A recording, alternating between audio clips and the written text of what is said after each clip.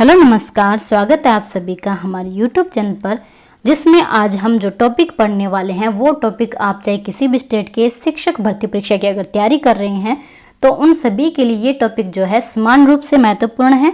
तो आपको पता लग गया कि ये टॉपिक आपके लिए बहुत ही इम्पोर्टेंट है। और तो हम आज की क्लास शुरू करते हैं, जिसमें ये जो टॉपिक हमने ले रखा है शिक्षण अभिरुचि के महत्वपूर्ण प्रश्न, जो एग्जाम में हर बार क्वेश्चन आते हैं, जो इम्पोर्टेंट क्वेश्चन रहते हैं, उन्हीं क्वेश्चन की सीरीज पर हम आज चर्चा करेंगे। तो इस पूरी क्लास को आप अटेंड कीजिएगा।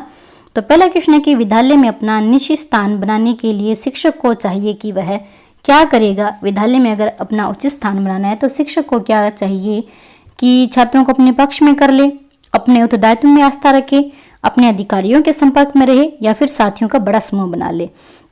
तो यहाँ पे हम जो सबसे राइट देते हैं कि अपने उत्तरदायित्व में आस्था रखें, यानी कि उसे जिस क्लास में जिस घंटे में जितने बजे पढ़ाना है, जो टॉपिक पढ़ाना है, वो जो अपना कर्तव्य है वो बिल्कुल सत्यनिष्ठता से पूर्ण करे। तो छात्रों को अगर समझाने का तरीका उसका अच्छा होगा तो छात्र जो है अपने आप ही उसे सपोर्ट करेंगे, उसके पक्ष में आ जाएंगे, तो उसका एक निश्चित स्थान तय है। तो यहाँ पे हम कहेंगे कि अपने उत्तरदायित्व में आस्था रखें। नेक्स्ट है कि त्रिभाषा फॉर्मूला किसने दिया था। जो त्रिभाषा फॉर्मूला है वो कोठारी आयोग के द्वारा दिया गया था, जिसमें एक तो राजभाषा होगी और एक क्षेत्रीय भाषा होगी, और जो तीसरी भाषा है वो ऐसी होगी जो मतलब इन दोनों में शामिल नहीं हो, जैसे कि इंग्लिश को समझ सकते हैं। तो जो कोठारी होगा उसकी स्थापना 1964 से 66 में ये जो स्तर था उसमें ये था, जिसमें ये बताया गया कि एक त्रिभाषा फॉर्मूला होना चाहिए, यानी कि जो शिक्षा स्तर है उसमें 3 भाषाओं का प्रयोग होना चाहिए। नेक्स्ट हम देखते हैं कि एक छात्र कक्षा में प्रदर्शन के दौरान शरारतपूर्ण व्यवहार के कारण मेरी परेशानी का कारण बन जाता है, तो मैं क्या करूँगा। मान लो आप एक अध्यापक क्लासरूम में पढ़ा रहे हो और एक छात्र है जो कि शरारत कर रहा है, तो वो आपको क्या परेशानी, आपकी जो पढ़ाने का जो टाइम है उसको खराब कर रहा है, परेशानी उत्पन्न कर रहा है, तो आप क्या करोगे। वहाँ पर क्लास को बताऊंगा कि छात्र प्रदर्शन कर रहा है, या फिर छात्र को बुलाकर व्यक्तिगत रूप से समझाऊंगा, या फिर उसको सहज रूप से लूंगा, या फिर उसे उचित दंड दूंगा। दंड देने से कोई फायदा नहीं है, प्रदर्शन कर रहा है ये बताने से भी कोई फायदा नहीं है, सहज रूप से लूंगा, तो ये भी यहाँ पे ठीक नहीं है। तो राइट आंसर है कि छात्र को बुलाकर व्यक्तिगत स्तर से समझा दोगे, तो ये ठीक रहेगा इसमें आंसर। नेक्स्ट है कि छात्रों की समस्याओं को जानने के लिए आप क्या करोगे। तो खुद छात्र बनकर की समस्या को समझ सकते हैं, या फिर छात्रों की पिटाई करके समस्या समझेंगे, या फिर आत्मीय संबंध बनाएंगे। यहाँ पर अगर एक शिक्षक आत्मीय संबंध बनाकर छात्रों की समस्या को जानने का प्रयास करेगा तो वो उसका निदान करने का भी तरीका उतना ही अच्छे तरीके से कर सकेगा। चलिए नेक्स्ट देखते हैं कि किसी शिक्षक की सक्षमता की जांच किस आधार पर की जा सकती है। अगर शिक्षक है उसकी जो सक्षमता है, एबिलिटी है, उसकी जांच किस आधार पर की जा सकती है कि पुस्तकों का प्रकाशन कर रहा है या नहीं कर रहा, या फिर विद्यार्थियों की आवश्यकता की पूर्ति और उनका शिक्षण द्वारा संतुष्ट होना है, ये बात उसमें है या नहीं है, या फिर सेवा की अवधि और अनुभव। तो यहाँ पे शिक्षक के व्यक्तित्व, अवधि और अनुभव से कुछ प्रभाव नहीं पड़ेगा। कितनी किताबों प्रकाशन कर रहे यूँ भी कोई प्रभाव नहीं पड़ेगा। क्लासरूम में जो सबसे ज़्यादा प्रभाव पड़ेगा कि वो विद्यार्थियों की आवश्यकताओं की पूर्ति उतनी ही अच्छे तरीके से कर रहा है, क्या विद्यार्थी उसके शिक्षण से संतुष्ट हो रहे हैं, उनकी सारी जिज्ञासाओं का समाधान हो रहा है। तो यहाँ पे उसकी वो हम कह सकते हैं कि एक जो शिक्षक है वो पढ़ाने में पूर्ण सक्षम है।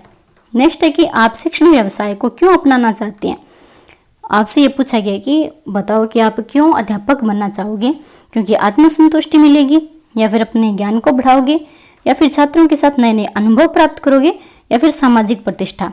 तो यहाँ पे हम बताएंगे कि छात्रों के साथ अगर हम रहेंगे तो नए नए अनुभव प्राप्त करेंगे, हमारे ज्ञान में बढ़ोतरी होगी, और छात्रों से जो आत्मीय संबंध बनेगा, अगर छात्रों के जो कन्फ्यूजन दूर होंगे तो हमें आत्मसंतुष्टि मिलेगी। छात्र अगर प्रगति करेगा तो हमें आत्मसंतुष्टि मिलेगी, और सामाजिक प्रतिष्ठा तो मिलने वाली है ही। तो राइट आंसर है नंबर सी। नेक्स्ट है कि कक्षा में बच्चों की शारीरिक भाषा पर नज़र रखने से हम यह जान सकते हैं कि बच्चों की शारीरिक भाषा पे यहाँ पे नज़र रखने का बता रहा है, तो हम जान सकते हैं कि क्या बच्चा तनाव में है, या फिर बच्चा पढ़ाई में ध्यान क्यों नहीं लगा रहा है, और कौन बच्चा आगे चलकर क्या कर सकता है। तो यहाँ पे बच्चे की शारीरिक भाषा के बारे में पूछा है, तो हम यहाँ पे बता सकते हैं कि जो बच्चा है, कौन सा बच्चा है जो तनावग्रस्त है, या फिर कौन बच्चा जो पढ़ाई में ध्यान नहीं लगा रहा है, कौन बच्चा आगे चलकर क्या कर सकता है।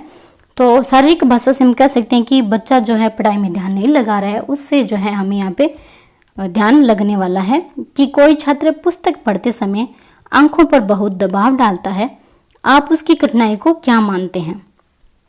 पुस्तक पढ़ते समय आंखों पर दबाव डाल रहे हैं तो आप क्या मानेंगे कि उसकी आदत हो सकती है, या फिर शरारत कर रहा होगा, या फिर आंखें कमजोर हैं, या फिर पढ़ना नहीं आता है?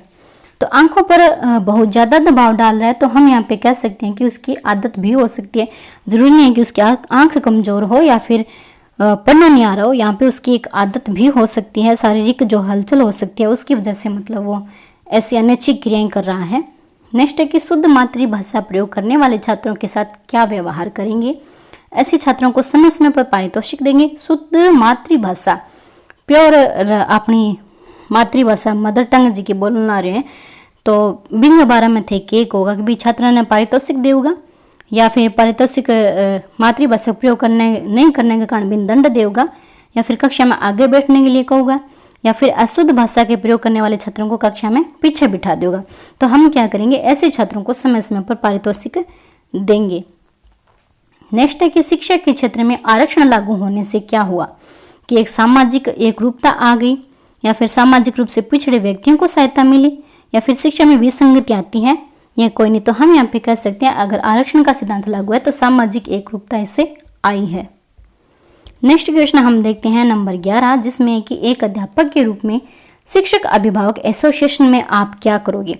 एक अध्यापक हो तो जब शिक्षक अभिभावक मीटिंग हो रही है तो उसमें आप क्या करोगे? हम क्या करेंगे, उसमें सक्रिय रूप से भाग लेंगे। नेक्स्ट क्वेश्चन है कि छात्रों की प्रतिक्रिया नकारात्मक भी होती है और सकारात्मक भी होती है। तो यहाँ पे नकारात्मक प्रतिक्रिया का एक उदाहरण क्या है?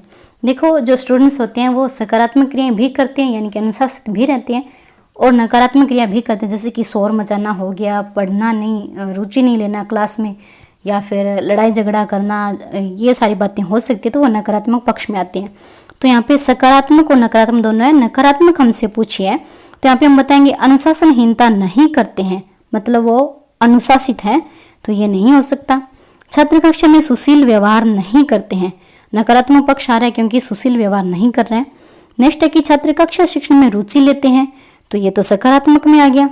और नेक्स्ट क्या है कि छात्र कक्षा में शोर नहीं मचाते हैं, मतलब वो शांत है, तो ये भी सकारात्मक आ गया। तो नकारात्मक का ये उदाहरण रहता है कि सुशील व्यवहार नहीं है, उद्दंडता वो कर रहे हैं। नेक्स्ट क्वेश्चन है कि किसी अनुत्तीर्ण छात्र को उत्तीर्ण करने के लिए दबाव डाला जाए तो आप क्या करोगे? तो ऐसे में आप क्या करोगे? अगर दबाव डाल रहे हैं तो परिस्थितिवश छात्र को उत्तीर्ण कर देंगे। नेक्स्ट क्वेश्चन है कि एक विद्यार्थी के असामाजिक व्यवहार को सुधारने के लिए कौन सा कार्य नहीं करना चाहिए? असामाजिक व्यवहार को सुधारने के लिए कौन सा कार्य नहीं करना चाहिए? कि दूसरे विद्यार्थी से कहना कि वह उसके साथ ना रहे, विद्यार्थी से समस्या पर विचार करना, उसको परामर्शदाता के पास भेजना, उसके परिवार के सदस्यों से बात करना। देखो, ये 3 ऑप्शन तो है वो सही लग रहे हैं। यहाँ पे पूछ रहे कि नहीं करना चाहिए, कि दूसरा विद्यार्थी ने कह दे कि बिंगा करना ना जाओ, वो असामाजिक व्यक्ति तो है, तो ये जो है यहाँ पे गलत रहता है। नेक्स्ट देखते हैं कि विशिष्ट बालकों के अंतर्गत कौन सा बालक आता है? विशिष्ट बालक, जो बालक सामान्य से विशिष्ट हो, कुछ उसमें जो है विशिष्ट अभिक्षमताएं हो, लक्षण हो, तो उनमें कौन से बालक आते हैं? चाहे पिछड़ा हो, चाहे प्रतिभाशाली हो, चाहे मंद बुद्धि हो, तो उनमें ये सारे बालक आते हैं। जब हम साइकोलॉजी में एक टॉपिक पढ़ेंगे विशिष्ट बालक, जिसमें ये चैप्टर रहता है, उसमें हम चर्चा करेंगे आगे की क्लास में। नेक्स्ट है कि आप अपने दैनिक जीवन में महत्व देते हैं, दैनिक जीवन में किस चीज़ को महत्व दोगे? तो हम महत्व देंगे आदर्श और नैतिकता की रक्षा को। चलिए नेक्स्ट क्वेश्चन देख लेते हैं, जिसमें यह है कि विद्यालय में प्रार्थना स्थल पर प्रार्थना के लिए पर्याप्त संख्या में छात्र उपस्थित नहीं होते हैं, तो प्रधानाचार्य के रूप में आप क्या करोगे? आप प्रधानाचार्य और क्लास में प्रार्थना स्थल में थे, देखो कि छात्र जी का है वे प्रार्थना में उपस्थित नहीं हो रहे हैं, तो आप क्या करोगे कि छात्रों को प्रार्थना का महत्व समझा देंगे, जिससे कि वो उसे समझ पाएँ और उसके आधार पर जो है प्रतिक्रिया क्रियाएं कर सके। शिक्षक को अपनी विषय वस्तु में निरंतर नए ज्ञान का समावेश करते रहना चाहिए, जिससे शिक्षक जो है निरंतर नए ज्ञान का समावेश करेगा। निरंतर जो है मान लो साहित्य हो गया, ये जो सारी चीज़ें हैं, नई नई बुक्स हो गई और समसामयिक घटनाएं होगी, इन सभी का समावेश करता रहेगा, जिससे क्या होगा कि वह छात्रों को नवीनतम ज्ञान दे सकेगा। साथ ही आपके ज्ञान में तो वृद्धि होगी और साथ ही छात्रों के जो ज्ञान है उसमें भी आप वृद्धि कर पाओगे। तो चलिए नेक्स्ट क्वेश्चन हम देखते हैं कि किसी छात्र की उपलब्धि का मूल्यांकन किस आधार पर किया जाना चाहिए। उपलब्धि का मूल्यांकन पूछा किस आधार पर होना चाहिए कि कक्षा के सबसे तेज छात्र से तुलना करके, ठीक है, कक्षा के सामान्य छात्र से की जाने वाली अपेक्षा से के साथ तुलना करके, और ये उस छात्र की इससे पहले क्या उपलब्धि थी उसके साथ तुलना करके। तो हम यहाँ पे कहते हैं कि उसकी पहले की उपलब्धि क्या थी, सामान्य छात्र से वो किस तरह से बेटर है, या फिर बहुत जो इंटेलिजेंट विद्यार्थी है उस से हम तुलना करें तो वो किस लेवल पे है। तो इन सभी से हम उसकी उपलब्धि का मूल्यांकन कर सकते हैं। चलिए नेक्स्ट देखते हैं कि आंकलन उद्देश्यपूर्ण होता है यदि।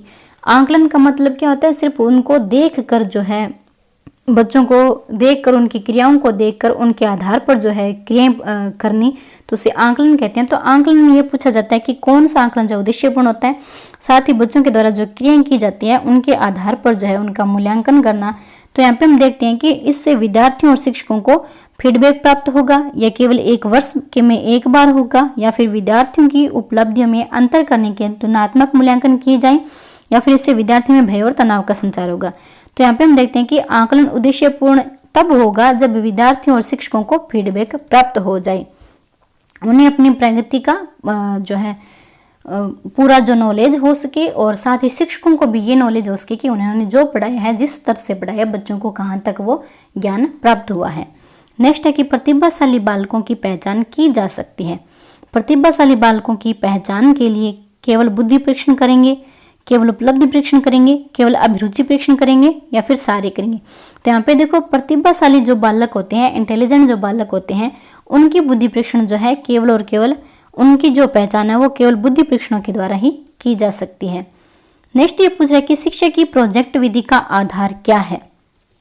तो इसका आधार जो है व्यवस्था ठीक करने का, या फिर विद्यार्थियों की प्रतिभा का मूल्यांकन का, या करके सीखने का, या फिर विश्लेषण क्षमता के विकास का।